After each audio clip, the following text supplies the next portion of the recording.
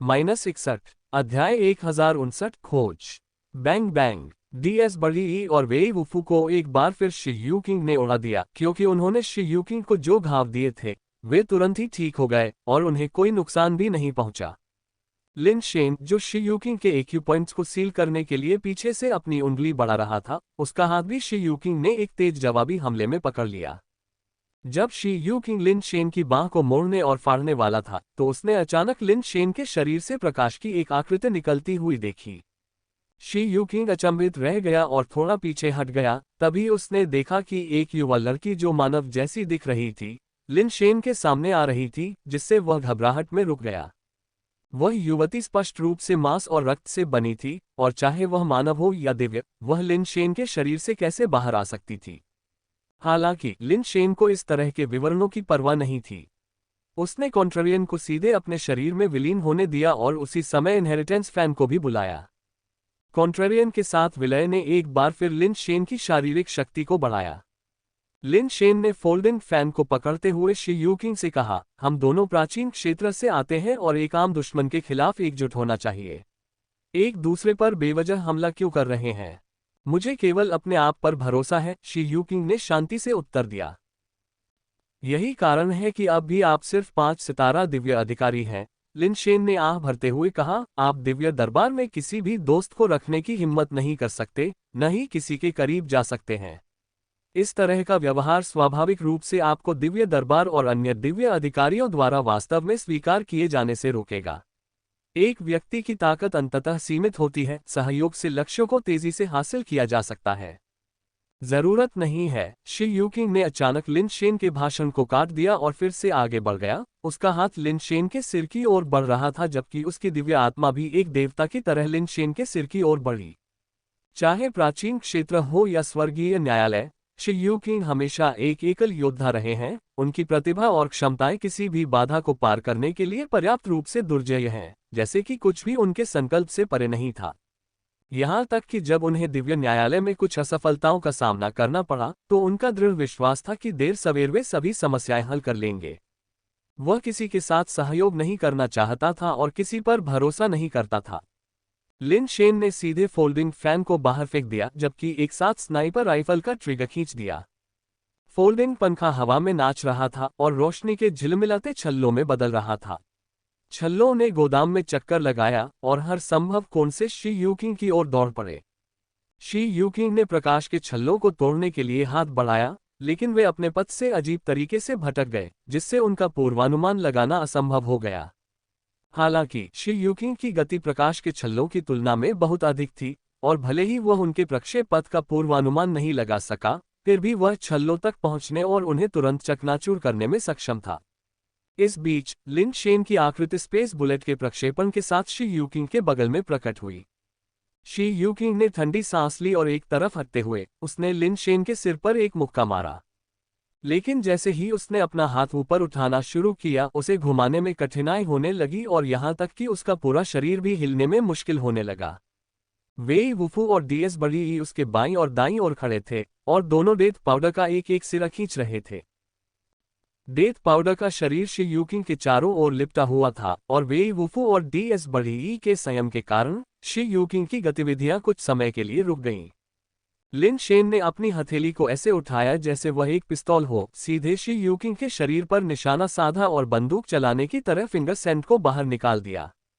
अपनी ताकत का इस्तेमाल करते हुए शी यूकिंग ने डेथ पाउडर को पकड़ लिया और वेई वुफू और डीएस बड़ी को अपनी ओर खींचा तथा अपने शरीर को हिलाकर लिन शेन द्वारा किए गए फिंगर सैंड शॉट को चकमा दिया। लेकिन अगले ही पल शी यूकिंग को अचानक अपनी पीठ में दर्द महसूस हुआ। उसका शरीर तुरंत लकवाग्रस्त हो गया, जिससे वह हिलने में असमर्थ हो गया।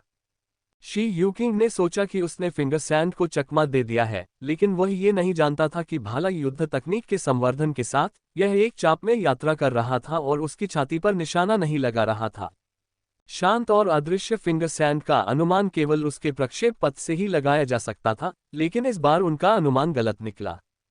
10 में से 1 अवश्य प्रहार। फिंगर सैंड ने एक बार फिर उसके एक्यू पॉइंट पर प्रहार किया, उसे सीधे सील कर दिया, जिससे उसका मजबूत शरीर बेकार हो गया।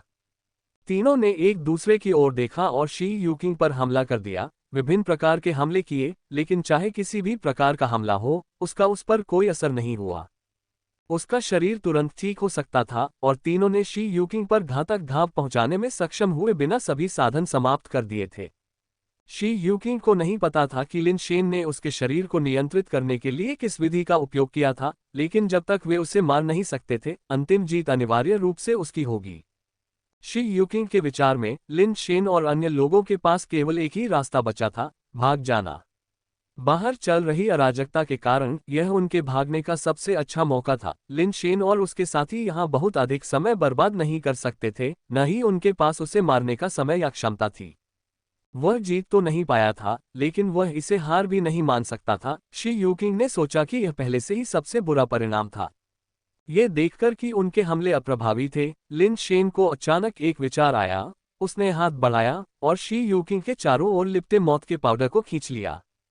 शी यूकिंग की चकित निगाहों के सामने लिन शेन ने आगे बढ़कर उसके गाल को चुटकी से दबाया, उसका मुंह खोला और फिर डेथ पाउडर का सिर उसमें डाल दिया। मौत का पाउडर तुरंत उसके पेट में घुस गया। शी यूकिंग को तुरंत पेट में तीव्र दर्द महसूस हुआ, उसका रंग नाटकीय रूप से बदल गया। वह अपनी पूरी ताकत से एक्यूपॉइंट सीलिंग के नियंत्रण से मुक्त होने का प्रयास कर रहा था, लेकिन यह सब व्यर्थ था। वह पूरी तरह से गतिहीन हो गया था। उसके शरीर के अंदर मौजूद मौत के पाउडर ने उसके आंतरिक अंगों को बुरी तरह से खा लिया। शी यूकिंग में जीवन शक्ति स्पष्ट रूप से कम हो रही थी, और ये देखकर लिन शेन को खुशी का एहसास हुआ, क्योंकि उसे पता था कि अभी भी आशा है। शी यूकिंग की आंखें और अधिक भयभीत हो गईं, तथा भय उसके चेहरे पर छा गया। लेकिन इस समय पीछे मुड़ने की कोई गुंजाइश नहीं थी, उनकी उपस्थिति कमजोर होती जा रही थी। अचानक शी यूकिंग की छाती फट गई और उसके भीतर से एक चमकदार लाल मुंह निकला। इस बार शी यूकिंग का घाव अब और नहीं भर सका और वह उभरी हुई आंखों के साथ वहीं खड़ा रहा, लेकिन उसकी सांस बंद हो चुकी थी। लिन शेन और उसके दोनों साथियों ने राहत की लंबी सांस ली और लिन शेन उसके शरीर की तलाशी लेने के लिए आगे बढ़ा, ताकि जाने से पहले उसके शरीर पर कुछ उपयोगी चीज मिल जाए। कई अंतरिक्ष कैप्सूल जल्दी से मिल गए और उन्हें खोलकर लिन शेन ने उनकी सामग्री बाहर फेंक दी। कुछ ने उसका ध्यान आकर्षित किया। यह क्या था? ये देखकर लिन शेन की आंखें चमक उठी और उसने डेथ पाउडर को पकड़ लिया और शी यूकिंग के शरीर को खाने की कोशिश करने लगा। शायद अब हमें भागने की जरूरत नहीं है, लिन शेन ने वेईवुफो और डीएस बढ़ी की ओर देखते हुए कहा। लिन शेन के हाथ में एक नोटबुक थी, जिसमें शी यूकिंग के बारे में कई बातें दर्ज थीं। इस व्यक्ति को अप्रत्याशित रूप से डायरी रखने की आदत थी, जिसकी लिन शेन और अन्य लोगों ने उम्मीद नहीं की थी। संभवतः दिव्य न्यायालय में अत्यधिक अकेलेपन, अलगाव और उत्पीड़न के कारण शी यूकिंग ने कई जर्नल प्रविष्टियां लिखीं, जिनकी विषय वस्तु ये साबित करने के लिए पर्याप्त थी कि वह प्राचीन क्षेत्र से आया था और कोई दिव्य प्राणी नहीं था। सिमिंग का वर्तमान मूड बहुत उदास है। एजियोर स्काई रियल्म को गंभीर क्षति हुई है और वित्तीय नुकसान अपूरणीय है। और यह बात तो छोड़ ही दीजिए, जबकि पैसे के नुकसान की भरपाई तो देर सबेर हो ही सकती है, लेकिन मुख्य मुद्दा उन शोधकर्ताओं का है जिन्हें प्रायोगिक विषयों ने मार डाला, साथ ही वे प्रायोगिक परियोजनाएं जो अभी तक अधूरी हैं। ये ऐसे नुकसान हैं जिनका हिसाब नहीं लगाया जा सकता। उन प्रायोगिक परियोजनाओं को पुनः आरंभ करना तथा अनुसंधान में निपुण अनेक तारा दिव्य अधिकारियों को ढूंढना कोई आसान काम नहीं है। उन शोधकर्ताओं और सफल नई परियोजनाओं के बिना एजियोर स्काई रियल्म द्वारा उत्पादित विभिन्न उत्पाद जल्द ही प्रतिद्वंद्वियों से पीछे रह जाएंगे, और यह वास्तव में सबसे भयावह पहलू है। गंभीर बात यह है कि प्रयोगशाला में ये घटना घटित हुई और वह अभी तक जिम्मेदार व्यक्ति को नहीं पकड़ पाया है। जब समय आएगा तो उसे अकेले ही यह कलंक झेलना पड़ सकता है। लियू सिमिंग को इससे भी अधिक दुख इस बात का है कि नंबर 9 विषय बच निकला है। वह नंबर 9 विषय को पकड़ने के लिए पहले ही वहां पहुंचने के लिए बहुत उत्सुक था, क्योंकि वह संस्थान में सबसे मूल्यवान इकाई, सर्वश्रेष्ठ प्राणियों में से एक था। अफसोस की बात है कि नंबर 9 विषय पर हमला करने के लिए इतने सारे लोगों का नेतृत्व करने के बावजूद वह इसे बरकरार रखने में असफल रहे। नंबर 9 सब्जेक्ट का शरीर इतने लंबे समय तक प्रताड़ित होने के कारण पहले की तरह शक्तिशाली नहीं रह गया था और काफी हद तक कमजोर हो गया था। उसे रोक पाने में असमर्थ होने के कारण उसे ढूंढना और फिर से पकड़ना अब लगभग असंभव लगता है। लियू सिमिंग इस बारे में सोच रहे थे कि अन्य दिव्य अधिकारियों को ये कैसे समझाया जाए। आखिरकार ये केवल उनका ही मुद्दा नहीं था। नंबर 9 विषय के भागने के बाद ये देखकर कि स्थिति लगभग स्थिर हो गई है, लियू सिमिंग ने अपनी टीम को संस्थान की ओर ले गए। संस्थान में स्थिति बहुत ही चौंकाने वाली थी। न केवल अधिकांश प्रायोगिक विषय भाग गए, बल्कि विभिन्न उपकरण जिन्हें या तो बहुत अधिक लागत पर खरीदा गया था या जिन्हें स्वयं विकसित किया गया था, लगभग पूरी तरह से नष्ट हो गए। उन उपकरणों को देखकर, जो अब स्क्रैप धातु की तरह लग रहे थे, लियू सिमिंग का दिल रो पड़ा। प्रयोगशाला के लिए कोई आशा नहीं थी, इसलिए लियू सिमिंग अपनी टीम को गोदाम में ले गए, इस उम्मीद में कि वहां संग्रहित सामान अभी भी बरकरार और क्षतिग्रस्त नहीं होगा। दूर से गोदाम को देखकर लियू सिमिंग का दिल दर्द से भर गया। गोदाम का मुख्य दरवाजा खुला था और देखा जा सकता था कि गोदाम की दीवारें कई जगहों पर क्षतिग्रस्त थीं और उनमें कई बड़े छेद दिखाई दे रहे थे। ये खत्म हो गया। लियू सिमिंग अंदर ही अंदर रोया। अगर ये छोटी छोटी चीजें भी नष्ट हो गईं, तो भविष्य में उसके लिए जीवन और भी कठिन हो जाएगा। वह कुछ ही कदम में गोदाम में घुस गया, लेकिन अंदर का दृश्य देखकर लियू सिमिंग थोड़ा अचंभित रह गया। गोदाम के अंदर का सामान वास्तव में क्षतिग्रस्त हो गया था, लेकिन अप्रत्याशित रूप से अंदर दो लोग थे। नहीं, सटीक रूप से कहें तो एक व्यक्ति और एक लाश। लियू सिमिंग ने निश्चित रूप से उस व्यक्ति को पहचान लिया। ये तियान था, जिस पर वू किंग ने हमेशा उसे कड़ी नजर रखने के लिए कहा था, और लाश को भी उसने शी यूकिंग के रूप में पहचाना, जिसे उसने तियान पर नजर रखने के लिए नियुक्त किया था। लियू सिमिंग ने मान लिया था कि तियान को नंबर 9 सब्जेक्ट ने फाड़ दिया था या खा लिया था, खासकर तब जब डायरेक्टर लिन और झांग जियाहाओ भी अंदर ही मर गए थे। उनके शरीर को टुकड़ों में काट दिया गया था। नंबर 9 लैब का एक प्रायोगिक विषय, तियान कैसे बच सकता था? उसने कभी उम्मीद नहीं की थी कि वह तियान को यहां पाएगा, और निश्चित रूप से शी यूकिंग के शरीर को भी नहीं देखेगा। लियू सिमिंग का पीछा करने वाले सितारा दिव्य अधिकारियों ने पहले ही उन्हें घेर लिया था। तियान, तुम यहां कैसे आए? लियू सिमिंग ने तुरंत उन्हें गिरफ्तार करने का आदेश नहीं दिया, बल्कि भौहें सिकुड़ते हुए पूछा। भगवान लियू, कृपया इसे देखें। लिन शेन ने अपना हाथ बढ़ाया और शी यूकिंग की डायरी लियू सिमिंग की ओर फेंक दी। लियू सिमिंग ने डायरी पकड़ ली। उसके शरीर से एक अजीब चमक निकल रही थी। उसने कुछ असमंजस के साथ इसे पलटा और उसके चेहरे पर तुरंत क्रोध और आश्चर्य का भाव उभर आया। हालांकि डायरी का नाम नहीं बताया गया है, लेकिन इसकी प्रविष्टियों से स्पष्ट है कि यह एजोर स्काई रियल्म के किसी गुप्त जासूस की है। अधिकांश सामग्री में दिव्य सत्ताओं का उपहास और उपहास किया गया था, जिसमें उनकी कई योजनाएं और उनके सफल क्रियान्वयन पर विचार शामिल थे। पहले लियू सिमिंग ने सोचा था कि एजोर स्काई रियल्म के कारखानों और अनुसंधान प्रयोगशालाओं में कई समस्याएं दुर्घटनावश थीं, लेकिन बाद में पता चला कि वे जासूस का काम था। डायरी में अपने बारे में की गई अपमानजनक टिप्पणियों को पढ़कर लियू सिमिंग का चेहरा अपमान से लाल हो गया और उनका मन अत्यंत आक्रोशित हो गया। लियू सिमिंग ने एक घटना का वर्णन करते हुए एक प्रविष्टि देखी, और आगे जाकर उन्होंने अनुसंधान प्रयोगशालाओं को निशाना बनाने की योजना के बारे में पता लगाया, जिसमें प्रयोगशालाओं को नष्ट करने के लिए विषयों का उपयोग करने का इरादा था। जिस तारीख को ये योजना लिखी गई थी, उसे देखते हुए लगता है कि यह ठीक उसी समय की बात है जब शी यूकिंग तियान पर नजर रख रहा था। लियू सिमिंग को पता चल गया कि डायरी किसने लिखी है, और उसने ये भी सोचा कि शी यूकिंग द्वारा तियान के माध्यम से अनुसंधान प्रयोगशालाओं तक निगरानी पहुंच का अनुरोध इस योजना की तैयारी थी। ये कमीना। लियू सिमिंग ने निष्कर्ष निकाला कि हाल ही में लोगों द्वारा किया गया दंगा गद्दार शी यूकिंग द्वारा आयोजित किया गया था। हालांकि वह ठीक से नहीं जानता था कि शी यूकिंग ने ये कैसे किया, लेकिन उसके कार्य उसकी लिखित योजना से पूरी तरह मेल खाते थे। यह कोई और नहीं हो सकता था। क्या तुमने उसे मार डाला? लियू सिमिंग ने लिन शेन से जटिल अभिव्यक्ति के साथ पूछा। नंबर 9 लैब में भेजा जाना निश्चित रूप से उसकी दखलंदाजी रही होगी, है न? लिन शेन ने गुस्से में शी यूकिंग की लाश पर लात मारी। प्राचीन क्षेत्र का ये शापित आदमी, उसने मुझे लगभग मरवा ही दिया था। सौभाग्य से मैं बच गया और सच्चाई जान गया। हम सभी को उसके द्वारा धोखा दिया गया था। लियू सिमिंग ने आह भरी। चलो वापस चलते हैं और जांच में मदद करते हैं। लियू सिमिंग को अभी भी लिन शेन के बारे में संदेह था। स्वाभाविक रूप से वह उसकी बात पर विश्वास नहीं कर सकता था।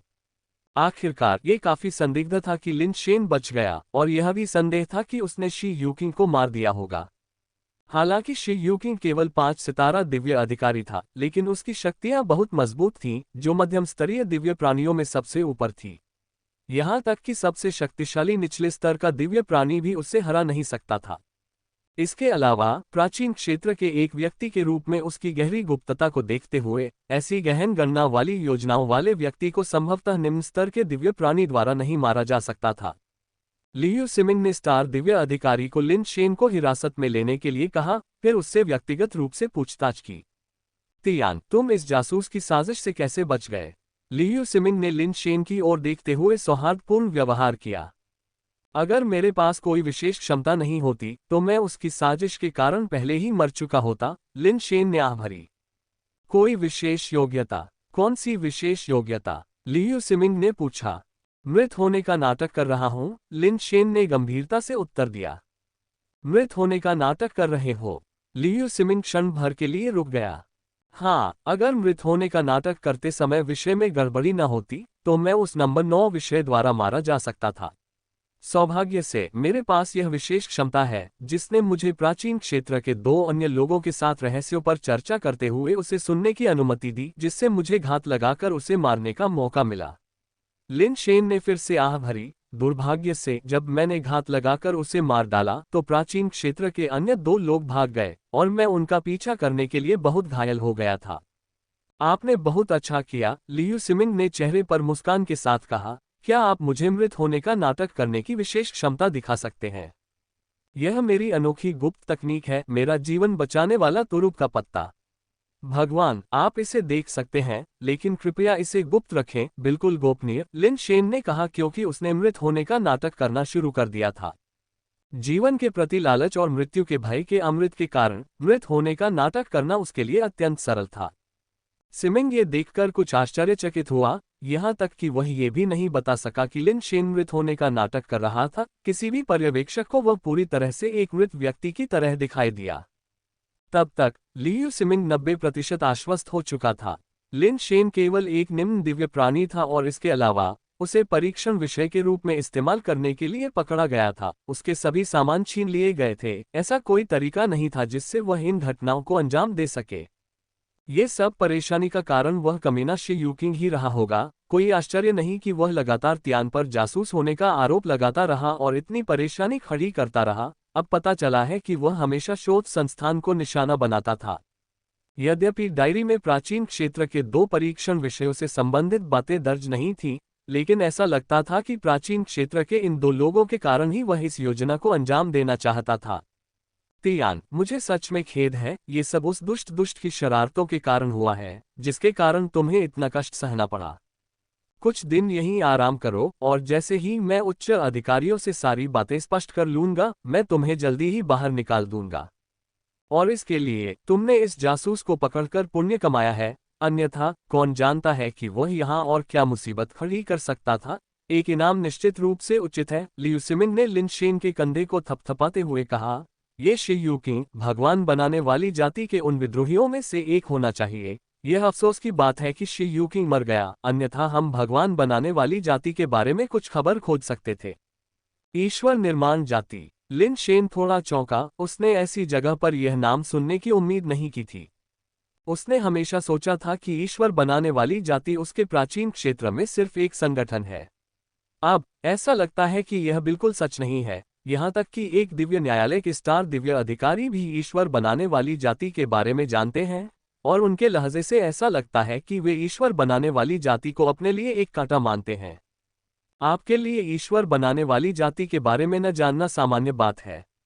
वे देशद्रोही हैं जो सेलेस्टियल कोर्ट से भाग गए और स्टार डोमेन के बाहर एक संगठन स्थापित किया जो लगातार सेलेस्टियल कोर्ट के साथ मतभेद में रहा। सेलेस्टियल कोर्ट के अंदर ईश्वर बनाने वाली जाति को भी वर्जित माना जाता है। वे नियमित रूप से प्राचीन क्षेत्र से लोगों को जासूसी के रूप में काम करने के लिए चुपके से लाते हैं। केवल वे ही ऐसा काम करेंगे, लियू सिमिंग ने रुककर कहा। अब जब आप एक स्टार दिव्य अधिकारी बन गए हैं तो आपको अनिवार्य रूप से ईश्वर बनाने वाली जाति से संबंधित मामलों से निपटना होगा, और आपको उनसे उलझना भी पड़ सकता है। यह अपरिहार्य है। क्या मैं अभी भी एक स्टार दिव्य अधिकारी बन सकता हूं? लिन शेन ने कड़वी मुस्कान के साथ कहा। बेशक तुम कर सकते हो। अब से बस मेरे पीछे आओ, मैं तुम्हारे पीछे हूं और कोई भी तुम्हारे सिर का एक बाल भी नहीं छू सकता, लियू सिमिंग ने एक धार्मिक भाव के साथ कहा। लिन शेन को आधे महीने से अधिक समय तक जेल में रखा गया, दर्जनों बार पूछताछ की गई और अंततः उसे आजादी मिली। लियू सिमिंग ने व्यक्तिगत रूप से उससे बाहर निकाला और उसे 3 सितारों का बैज भी प्रदान किया, जिससे लिन शेन को अब से 3 सितारों का दिव्य अधिकारी बना दिया गया। ये पहले से ही एक निम्न दिव्य प्राणी की सीमा थी। यदि लिन शेन आगे की उन्नति चाहता था तो उसे केवल एक मध्यम दिव्य प्राणी के रूप में पदोन्नत किया जा सकता था और फिर वह एक स्टार स्तर के पद पर भी चढ़ सकता था। बेशक, यदि कोई अभूतपूर्व योग्यता प्राप्त कर सकता है तो उसे असाधारण पदोन्नति का अवसर भी मिल सकता है, लेकिन यह अविश्वसनीय रूप से कठिन होगा। लियू सिमिंग ने लिन शेन को सुरक्षा विभाग के उपनिदेशक का पद भी दिया, जो लिन शेन के लिए अपने स्तर पर सबसे उच्च पद था। लियू सिमिंग ने लिन शेन के साथ इस तरह से व्यवहार किया, इसका कारण यह नहीं था कि वह लिन शेन की प्रशंसा करता था, न ही इसलिए कि वह उसके प्रति दोषी महसूस करता था। मुख्य रूप से ऐसा इसलिए था क्योंकि लिन शेन ने पता लगाया था कि शी यूकिंग प्राचीन क्षेत्र से थी और वह ईश्वर बनाने वाली जाति से भी जुड़ी हो सकती थी। लियू सिमिंग ने सारा दोष शी यूकिंग पर मर दिया और इस शी यूकिंग की सिफारिश एक अन्य 9 सितारा दिव्य अधिकारी ने की थी। इस तरह के संबंध के साथ लियू सिमिंग ने उस 9 सितारा दिव्य अधिकारी को भी इस झंझट में घसीट लिया, जिससे इस बार उसे स्वयं होने वाले परिणामों को कम से कम करना पड़ा। इसलिए चूंकि लिन शेन ने इस जासूस शी यूकिंग को उजागर किया था, इसलिए वह स्वाभाविक रूप से एक महान योगदानकर्ता बन गया। लियू सिमिंग निश्चित रूप से उसे भरपूर इनाम देना चाहता था, अगर केवल दूसरों को दिखाने के लिए वह लिन शेन की उपेक्षा नहीं कर सकता था। इसके अलावा लियू सिमिंग अब लिन शेन को एक भाग्यशाली सितारा मानता था। अगर लिन शेन नहीं होते तो इस बार इतनी बड़ी समस्या के साथ उसे मार दिया जाता या नहीं, भले ही उसकी खाल उधेड़ दी जाती। कई कारकों पर विचार करने के बाद लियू सिमिंग ने लिन शेन को कई लाभ देने का फैसला किया। यद्यपि लिन शेन उपनिदेशक के रूप में नामात्र का पद रखते थे, लेकिन उनके पास वास्तविक शक्ति बहुत अधिक नहीं थी। फिर भी उन्हें मिलने वाले लाभ पर्याप्त थे और अब उन्हें हर दिन गश्त करने की आवश्यकता नहीं थी, उन्हें केवल अपने कार्यालय में बैठना था। क्या लियू सिमिंग वास्तव में लिन शेन के सर्वोत्तम हितों को ध्यान में रखता था या उसके कुछ और उद्देश्य थे? ये कुछ ऐसा था जिसे लिन शेन नहीं जान सकता था। आधे महीने तक एजियोर स्काई क्षेत्र को नहीं छोड़ने के बाद लिन शेन अंततः अपने ग्रह पर लौट आया। जैसे ही वह टेलीपोर्ट हुआ, एक क्रीम रंग का सफेद बाघ जो पहले से ही 2 मीटर से अधिक लंबा था, उस पर झपटा, लिन शेन को जमीन पर गिरा दिया और बार बार अपनी जीभ से उसके चेहरे को चाटने लगा। वाइन चाटना बंद करो। लिन शेन थोड़ा हैरान था। आधे महीने तक अलग रहने के दौरान व्हाइट वाइन बहुत बढ़ गई थी। अन्य 3 छोटे सफेद बाघ भी दौड़े। हालांकि वे वाइन जितने बड़े नहीं थे, फिर भी वे लगभग वयस्क बड़े कुत्तों के आकार के थे। चारों छोटे बच्चों को शांत करने के बाद लिन शेन ने अंततः डीएस बड़ी और वेई वुफू को पास में खड़े देखा। वेई, क्या अब आपकी चोटें ठीक हैं? लिन शेन उठे और वेई वुफू से पूछा। वेई के अंदर की सभी जड़ें पूरी तरह से हटा दी गई हैं, डीएस बड़ी ने वेई वुफू की ओर से उत्तर दिया। अन्यथा इस तरह के जटिल वाक्य को वेई वुफू के लिए स्पष्ट रूप से व्यक्त करना मुश्किल होगा। और तुम? लिन शेन ने पूछा। मैं अपना रूप बदलने और सेलेस्टियल कोर्ट में रहने की योजना बना रहा हूँ, डीएस बड़ी ने सोच समझकर कहा। शुक्र है कि शी यूकिंग ने अपने लिए कई नकली पहचान तैयार की थी, जिसकी वजह से वे और मैं बिना किसी की नज़र में आए एजियोर स्काई रियल्म से बाहर निकलने में सक्षम थे। हम सेलेस्टियल कोर्ट में रहने के लिए इन पहचानों का उपयोग जारी रखने की योजना बना रहे हैं। जब आप यहाँ नहीं थे तब हम उन पहचानों के अनुरूप ग्रहों का दौरा कर चुके थे। हालांकि वे साधारण हैं, लेकिन वे हमारे विकास के लिए काफी उपयुक्त हैं। इन पहचानों के साथ कोई समस्या हो सकती है? लिन शेन ने भौहें सिकुड़ते हुए कहा। क्या समस्या है? डीएस बड़ी ने हैरान होकर पूछा। लिन शेन ने बताया, मैंने शुरू में सोचा था कि शी यूकिंग किसी अन्य प्राचीन क्षेत्र से है, लेकिन हाल ही में मैंने लियू सिमिंग से कुछ सुना कि शी यूकिंग संभवतः भगवान बनाने वाली जाति से है। ईश्वर निर्माण जाति। डीएस बड़ी के चेहरे पर भी आश्चर्य दिखा। लिन शेन की तरह वह हमेशा सोचता था कि ईश्वर निर्माण जाति उनके प्राचीन क्षेत्र से एक संगठन थी। कभी यह कल्पना नहीं की कि ये दिव्य न्यायालय के भीतर भी मौजूद थी। हाँ, जिस ईश्वर निर्माण जाति के बारे में आप सोच रहे हैं, ये केवल हमारे प्राचीन क्षेत्र का एक संगठन नहीं है। लिन शेन ने लियू सिमिंग से प्राप्त जानकारी को डीएस बड़ी और वेई को पूरी तरह से बताया। तो तुम्हारा मतलब है कि प्राचीन क्षेत्र में हमारी ईश्वर निर्माण जाति, बड़ी ईश्वर निर्माण जाति का एक छोटा सा हिस्सा हो सकती है? डीएस बड़ी ने सोच विचार कर कहा। मुझे पहले कुछ संदेह था, क्या शी यूकिंग प्राचीन क्षेत्र से होने के कारण अपने आप ही दिव्य न्यायालय की निगरानी से बचने में सक्षम था और एक स्टार दिव्य अधिकारी बनने के लिए एक पहचान प्राप्त कर सकता था। यदि वह ईश्वर निर्माण जाति से संबंधित है तो सब कुछ समझ में आता है, लिन शेन ने अनुमान लगाया। डीएस बड़ी ने लिन शेन का मतलब समझा, तो शी यूकिंग से जुड़ी नकली पहचान भगवान बनाने वाली जाति द्वारा बनाई गई थी, और अगर हम उन पहचानों का उपयोग करते हैं तो भगवान बनाने वाली जाति के लोग अंततः हमें खोज लेंगे, है ना? बिल्कुल, लिन शेन ने थोड़ा सिर हिलाया।